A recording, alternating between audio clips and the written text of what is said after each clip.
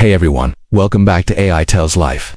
Tonight, we're diving into a moment many of us have experienced, that unexpected midnight text. You know, the one that jolts you right back into a past you thought was long gone. It was just after midnight, 12:07 a.m. to be exact. My phone screen lit up, piercing the darkness with a single message, and there it was. Hey, are you still awake? For a few seconds I just froze, staring at that name.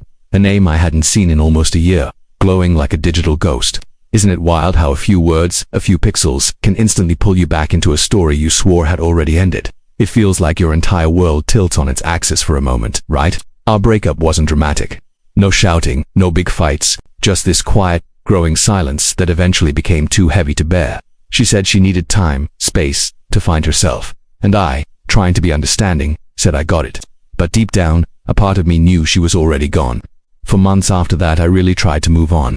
I threw myself into new friendships, explored new places, found new reasons to smile. But honestly, a small, stubborn part of me always kept that door slightly ajar, just in case she ever decided to come back. That tiny flicker of hope, however illogical, was always there. And now, this, a midnight text. A tiny piece of nostalgia wrapped in a whole lot of uncertainty. I didn't reply immediately. I just sat by the window, watching the city lights flicker like tiny, impatient hearts, each one a silent question.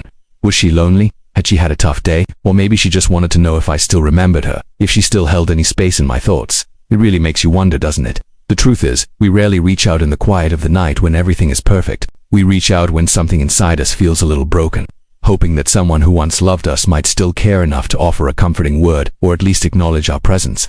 It's a vulnerable moment, both for the sender and the receiver, a silent plea in the digital ether.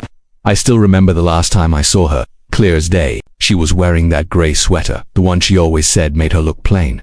But to me, she looked like home. We stood there in the rain, pretending the weather was the reason we couldn't speak, when really our hearts were just too full of unsaid things. And when she finally said, "Take care of yourself," I knew that wasn't just a goodbye.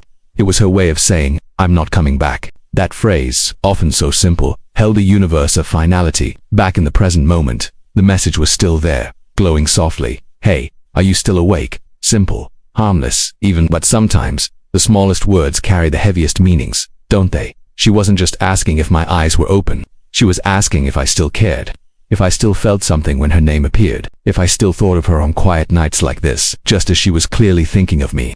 It was a test, a question wrapped in casualness, seeking a deeper truth. I actually typed out 3 words. Yeah, I'm awake, but then, I deleted them. Not because I was angry, not because I didn't care about her well-being, but because I finally understood something profound. Some doors aren't meant to be reopened, and some goodbyes, as painful as they are better left unanswered, allowing the story to find its natural conclusion. I locked my phone, took a deep, steady breath, and whispered into the night, "I hope you're okay." And for the very first time in a long, long time, I actually meant it from the bottom of my heart. It was a release, a moment of true peace. Sometimes, closure doesn't come from a final message, or a long drawn-out conversation, or even a grand gesture. Sometimes, it's just the silence. It's the quiet, comforting peace of knowing that you can finally, truly move on. Because healing isn't about forgetting them entirely. It's about remembering them without hurting anymore. It's about carrying the memories but leaving the pain behind. If this story resonated with you, if you've ever been there, please give this video a like. And don't forget to subscribe to AI Tells Life, where emotions meet artificial intelligence. We share stories about love, loss, and the beautiful, complex journey of being human every single week. Thank you for watching, and I'll see you in the next one.